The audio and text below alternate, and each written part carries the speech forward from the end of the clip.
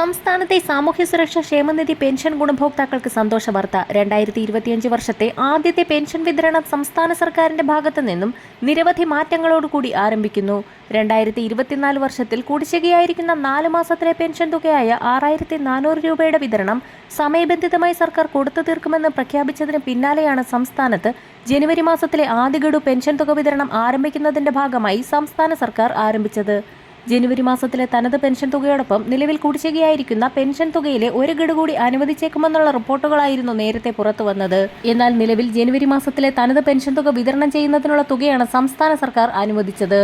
ഈ സാഹചര്യത്തിലാണ് കേന്ദ്രത്തിന്റെ ഭാഗത്തു നിന്നും വിവിധ പദ്ധതി ആനുകൂല്യങ്ങളുടെ വിതരണത്തിന് നടത്തിപ്പിനുമായി കേന്ദ്രം കൂടുതൽ തുക അനുവദിച്ചത്. ഈ സാഹചര്യത്തിൽ മുടങ്ങിക്കിടക്കുന്ന വിവിധ പദ്ധതി ആനുകൂല്യങ്ങളും കുടിശ്ശിക തുകയും വിതരണം ചെയ്യുന്നതിന് സർക്കാരിന് വഴിയൊരുങ്ങിയിരിക്കുകയാണ്. വിധവ അവിവാഹിത പെൻഷനുകൾ കൈപ്പറ്റുന്നവരിൽ നിരവധി അനർഹർ കടന്നുകൂടിയിട്ടുണ്ട് എന്ന കണ്ടെത്തലിനെ തുടർന്ന് വലിയൊരു വിഭാഗം പെൻഷൻ ഗുണഭോക്താക്കളെ പെൻഷൻ പട്ടികയിൽ നിന്ന് പുറത്താക്കുകയും ഏറ്റവും അർഹതപ്പെട്ട ആളുകളിലേക്ക് മാത്രമായി വിതരണം ചുരുക്കുകയും ചെയ്യുന്നതിന്റെ ഭാഗമായി ജനുവരി മാസത്തിൽ ആദ്യഘട്ടമെന്നോണം ഒരു ഗഡു പെൻഷൻ തുകയാവും എത്തിച്ചേരുക.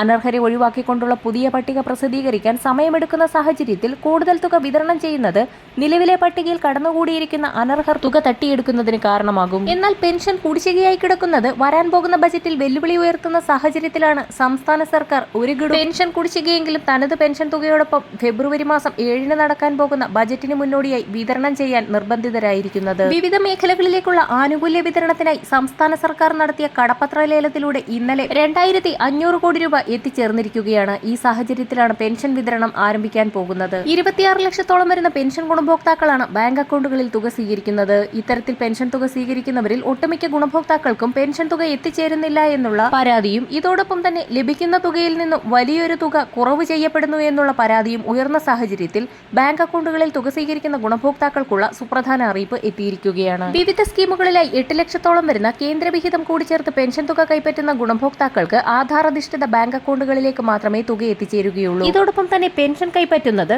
സേവിംഗ് ബാങ്ക് അക്കൗണ്ട് അല്ലാത്ത സീറോ ബാലൻസ് അക്കൗണ്ട് വഴിയാണ് എങ്കിൽ നമ്മൾ അത്തരത്തിലുള്ള ആളുകളൊക്കെ തന്നെ മനസ്സിലാക്കിയിരിക്കേണ്ട പ്രധാന കാര്യം ഈ ഒരു അക്കൗണ്ടുകൾ വഴി ഒരു വർഷം നടക്കാവുന്നതിനേക്കാൾ കൂടുതൽ ഇടപാടുകൾ നടത്തിയിട്ടുണ്ട് എങ്കിൽ ഇത്തരത്തിലുള്ള ആളുകൾ എത്രയും പെട്ടെന്ന് തന്നെ ഈ ഒരു അക്കൗണ്ട് സേവിംഗ് ബാങ്ക് അക്കൗണ്ടാക്കി മാറ്റേണ്ടത് അത്യാവശ്യമാണ്. കാരണം ഇത്തരം സീറോ ബാലൻസ് അക്കൗണ്ടുകളിലേക്ക് പെൻഷൻ തുക നിക്ഷേപിക്കുന്ന സാഹചര്യത്തിൽ ഇടപാടുകൾ കൂടുതൽ നടത്തിയതിന്റെ ഫൈനുകളൊക്കെ തന്നെ ഈടാക്കാൻ സാധ്യതയുണ്ട്.